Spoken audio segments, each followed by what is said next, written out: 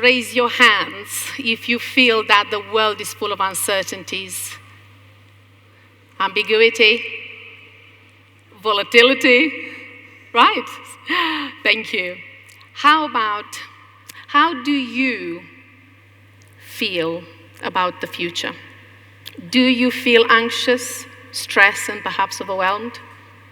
Put your hands up, raise your hands up. Yes, it's not only me then, it's fine. Thank you. I come here today to share a very powerful idea which has transformed my thinking and my standing and how I show up in the world, really, full of uncertainties. And I want to transform your thoughts today as well. This is what I do. So I'm a researcher. I always found fascinating when I meet people who have faced the incredible obstacles and challenges in their lives, and they seem somehow to be unscathed. And I don't understand. And what makes these people so amazing? And they feel like their life is just like going up and up and up. While others, it's not just like life is not linear. Others just go down and go up again and then go even more down. So for me, this has been an incredible journey, wanting to understand how can we change our perception about adversities, challenges, and uncertainties. And I know that everything we do, it's very subjective. What works for me might not work for you. But in the same time, there is a collective understanding how our thinking affects our perception of things. When we tell ourselves a certain story, it becomes our reality. And I think this is the moment where we need to really dig a little bit deeper into who we are. When I was younger, I couldn't make sense of the world around me. And again, in that period, was full of uncertainties and challenges because they are here to stay. So I learned that now. There is no fighting. But the biggest problem I had is I did not understand how to show up in the world of unknown. I really, really struggled. So I thought the more I learn, the more I understand, the more I learn from other people, then maybe just something will trigger. And I realized that one of the biggest problems which I had was looking outside. Everything is extrinsic. We look at how wonderful you are, how smart you are, and you compare yourself with others. There is no running away from it, because if you want to be successful, you look at those people who you admire and they inspire you. Then you realize that you only become a reflection of other people. How about if we start looking inside of ourselves, discovering who we are?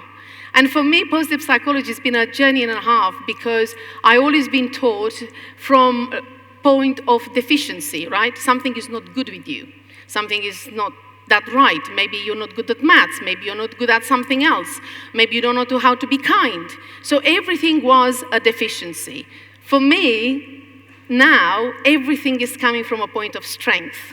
What actually am I good at? And I stopped comparing myself with others. But uncertainties and adversities, we know that is a part of our lives. And we all have different ways of doing that. And I have another question for you. How many of you had a dream or wanted to do something amazing, and the fear totally overwhelmed you and you didn't go for it? Anyone? Wonderful. You see, you missed an opportunity to become the person you never knew you can be. And I think this is where you need to look, that every single one of you here has the power to change, has the power to reframe their thoughts to become a better reality, where you can cope with negative aspects, you can cope to uncertainties, you can cope with things which you never know where they lead. Because if we take our life and put it on a canvas and we paint a picture perfect, what will be the point of that? Where is the curiosity? Where is the challenge? Where is the growth? It's not.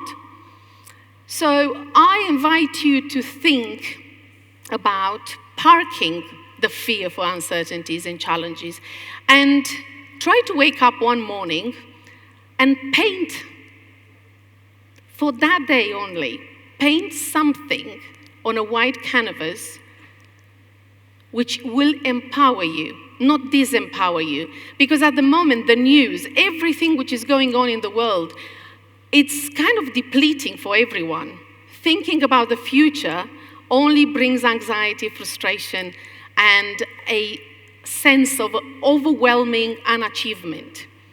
The reality is that if you keep looking outside the change to happen, you will have a long wait.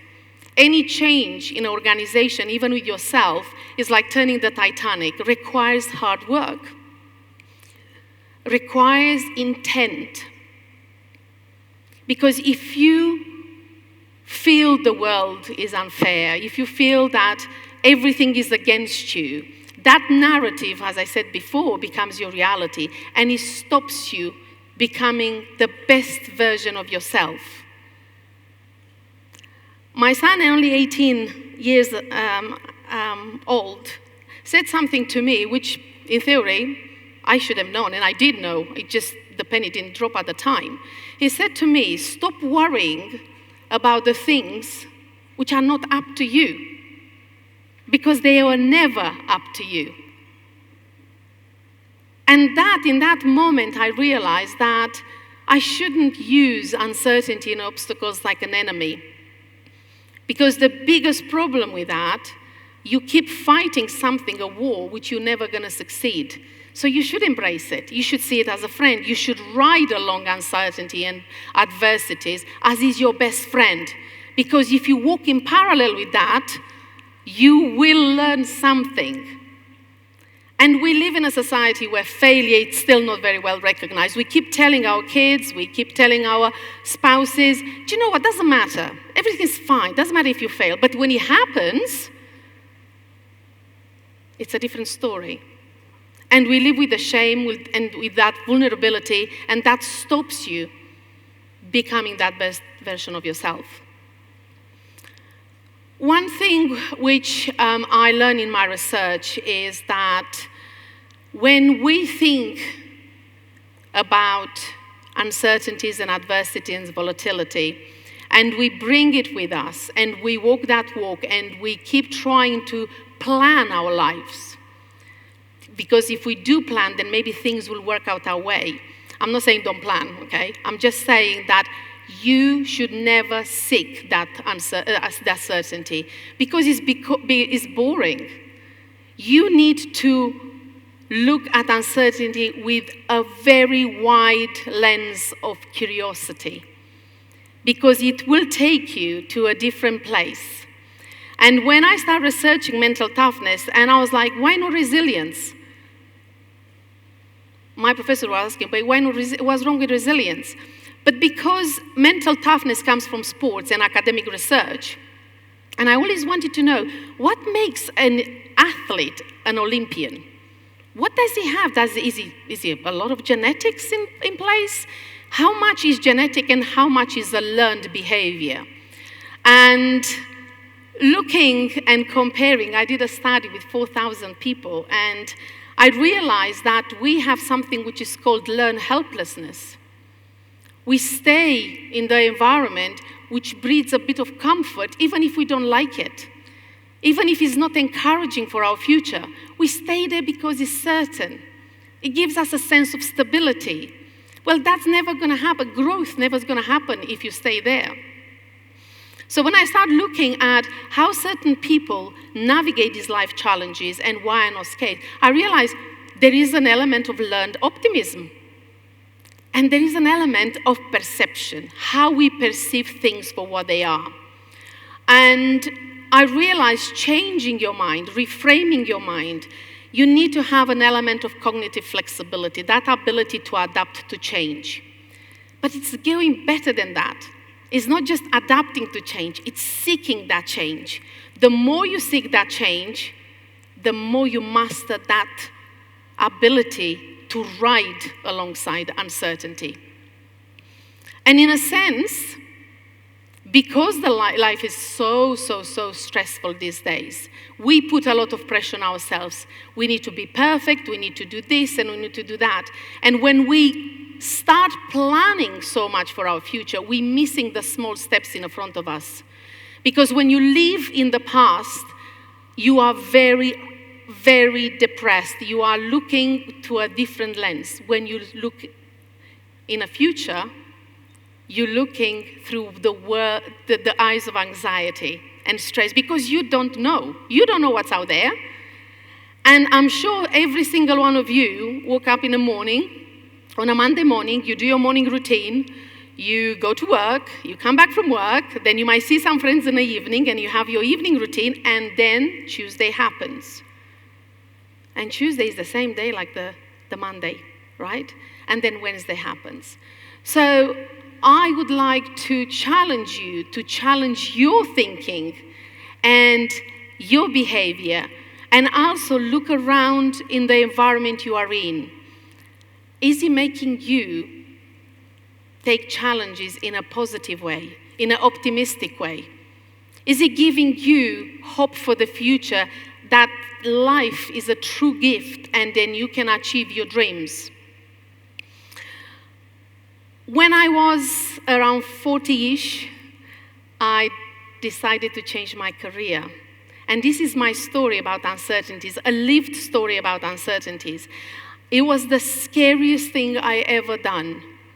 I had a son, I had a really good job in law, I was earning really good money, and then all of a sudden I felt that something wasn't working for me. And everybody around me was telling me it's a midlife crisis.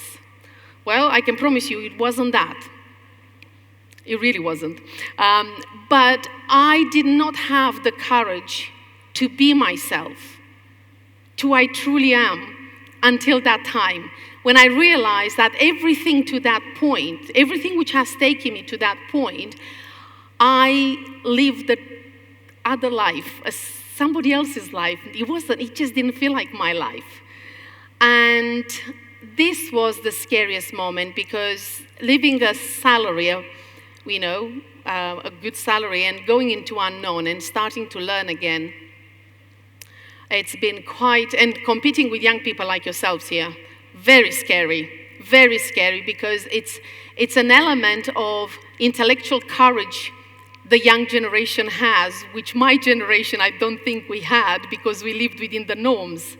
And that change has brought me in front of you today. That embracing that uncertainty and remaining true to who I was has brought me here today to you. And this is not just my story. I'm sure some of you will have a similar story with mine. The only reason I feel that my story is successful is because I look back to the past where I was, and I am now in a position where I'm actually very happy with myself.